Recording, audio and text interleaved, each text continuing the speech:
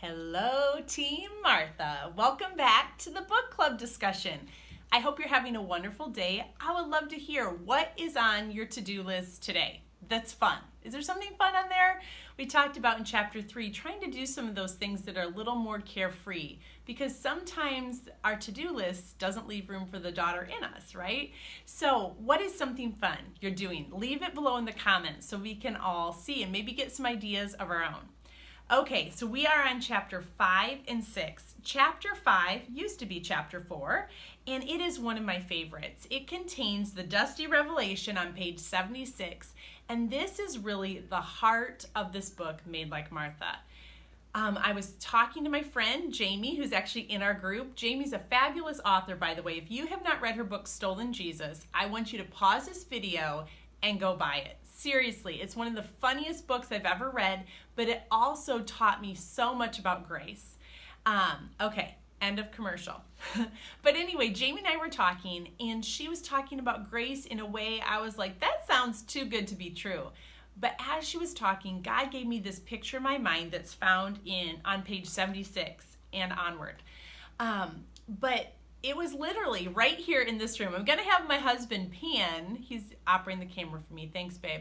He's going to pan to our orange shag carpeting so that you can see what we are talking about. You can picture this in your mind. It is a piece of art, right?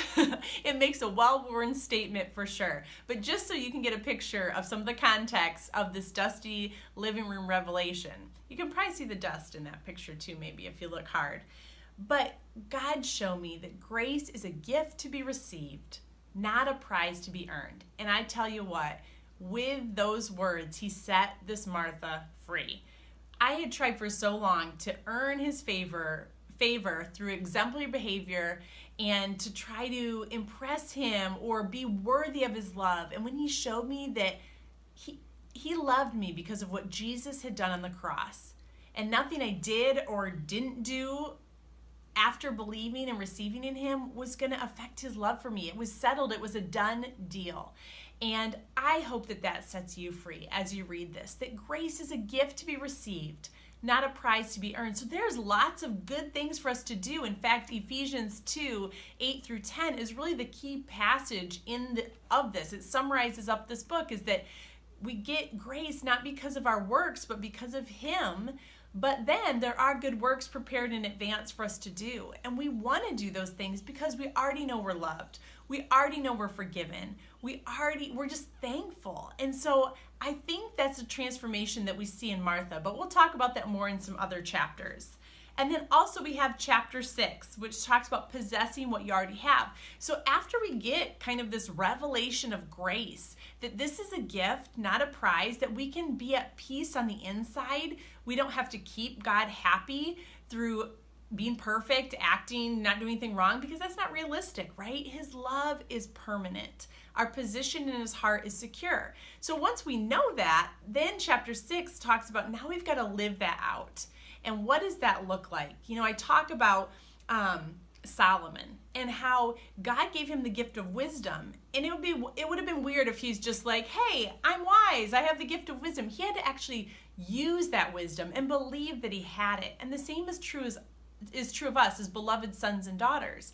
We can know that, but then we want it to impact our behavior. But here's the thing, when you're a Martha, a lot of times you feel like it's all up to you to do that. But even that, apart from God, we have no good thing. We need his help to live as beloved daughters. It's not something we muster up. It's something that he can help us with.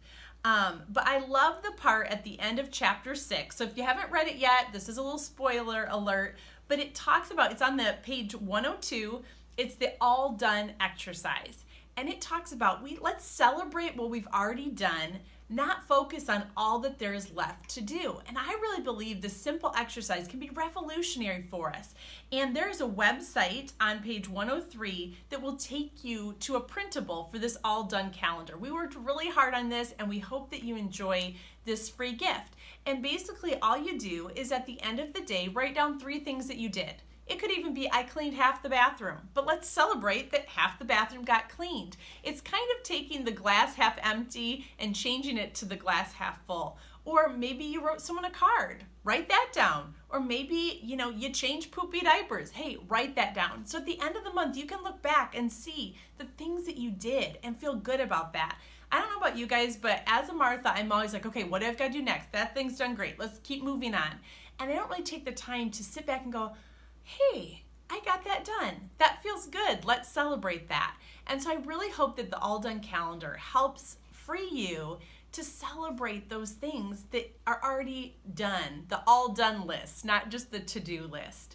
But let me know, what is something you've gotten done this week? Let's celebrate that. Well, maybe we can write, give you emojis or fun, is it GIFs or GIFs? My husband and I debate about that. So you can set us straight on that too. But let's share celebratory gifts and let's celebrate what we've done. Because as a Martha, there's always more to do. But we want to walk out what's true as a beloved daughter, and we want to rejoice and ultimately rejoice in what Jesus has already done for us. As we talked about in chapter 1, he completed the greatest to-do of all time, and we want to find joy in that fact. So I hope you guys have a great week. Happy reading, and I will see you next week.